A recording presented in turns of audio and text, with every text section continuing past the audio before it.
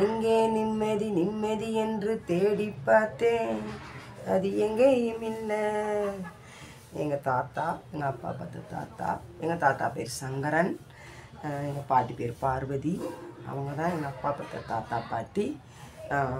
என்ன சொல்கிறது, ஆனால் எங்கள் அம்மா சின்ன பிள்ளையில் ஒரு சூழ்நிலை, அதனால் எங்கள் அம்மா பார்த்த தாத்தா பாட்டி வளர்த்தாங்க எங்களை.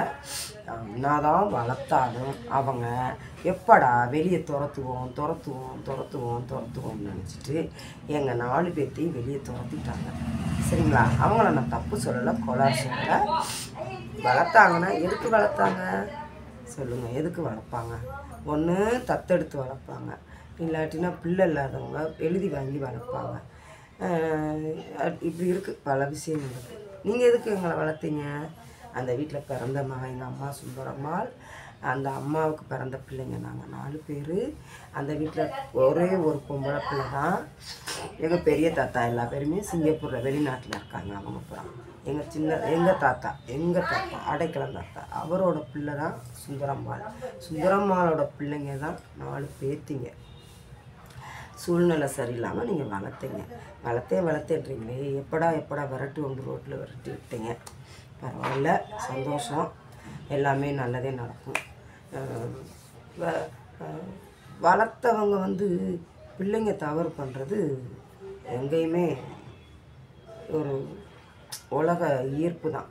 ஆனால் கல்யாணம் முடிச்சுட்டு வெளியே வந்துட்டோம். அதுக்கப்புறம் ஏன் நீங்கள் எங்கள் வீட்டுக்குள்ளே விடலை? எல்லாம் ஒரு சூழ்ச்சி. வேறவங்களை ஏன் வீட்டுக்குள்ளே விட்டீங்க? அவங்களும் தப்பு பண்ண பிள்ளைங்க தானே, அவங்கள ஏன் வீட்டுக்குள்ளே விடுறீங்க? அவங்க சொத்து கேட்க போகிறதில்ல. அவங்ககிட்ட அந்த சாப்பாடு இருக்குல்ல, சாப்பாடை சாப்பிட்டு அவங்க போயிடுவாங்க. நாங்கள் வீட்டுக்கு உரிமைப்பட்டவங்க.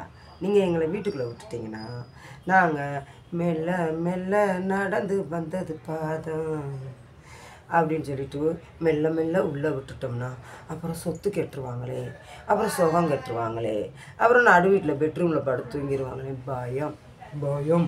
பயம் அப்படித்தானே? சரி, எவ்வளோ நாளைக்கு நல்லா இருப்பீங்களோ நல்லா இருங்க, சரிங்களா? உங்களை நான் தப்பாலாம் சொல்லலை, உங்களை குத்தமாக சொல்லலை.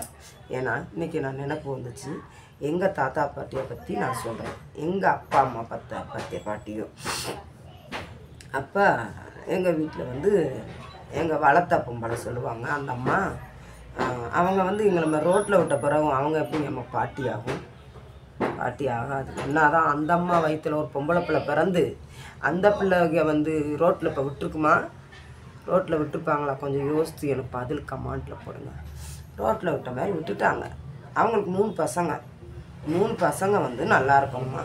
அப்போ அந்த வீட்டில் பிறந்த ஒத்த பிள்ளைங்க ரோட்டில் திரியட்டுமா?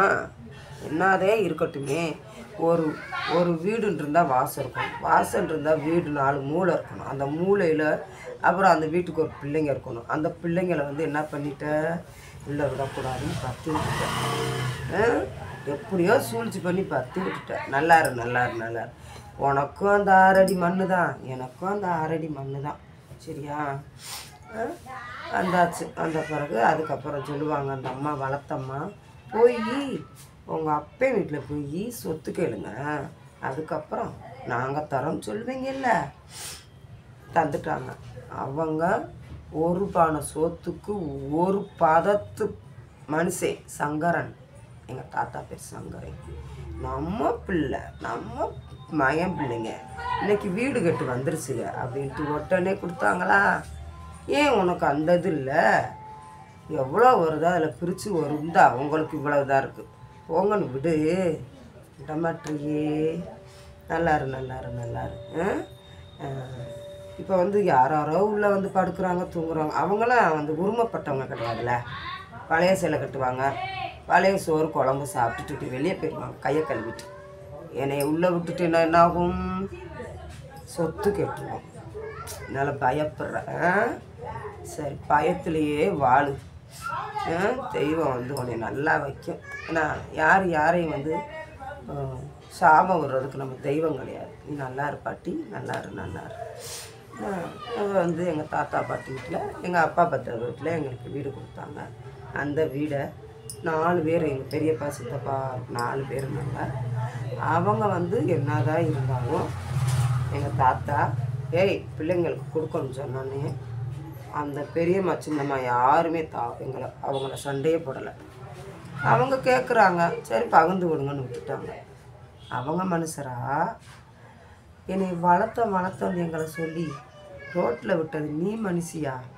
சொல்லுமா மக்களே, கோரிப்பாளையத்து மக்களே, எங்கள் சொந்தக்கார மக்களே, இதை நான் வயிறு எரிஞ்சு சொல்லிக்கிட்டு இருக்கேன். எங்களை ஆகாதுன்னு அப்படியே அறுத்து கழுவிட்ட எண்ணம் போல் தான் வாழ்க்கை. இன்றைக்கி ஒன்றும் கெட்டு போகலை. கடவுள் எல்லா ஆசீர்வாதத்தையும் கொடுத்துருக்காரு. இப்போ யூடியூப்பில் நிறையா சொந்தக்காரங்க இருக்காங்க. சரியா? அனாதி நான் நினச்சி ஃபீல் பண்ணுவேன். இப்படி நம்மளை வளர்க்குறேன்ற பேரில் ரோட்டில் விட்டுட்டேன்னு நினைப்பேன். இன்றைக்கி என் வயசான காலத்தில் எனக்கு தடுமாறி விழுகிற நேரத்தில் எனக்கு யூடியூப்பில் இருந்து நிறையா பேர் சொந்தக்காரங்க இருக்காங்க. சரியாம்மா? வாழ்க வளமுடன்மா. நல்லா இருங்க.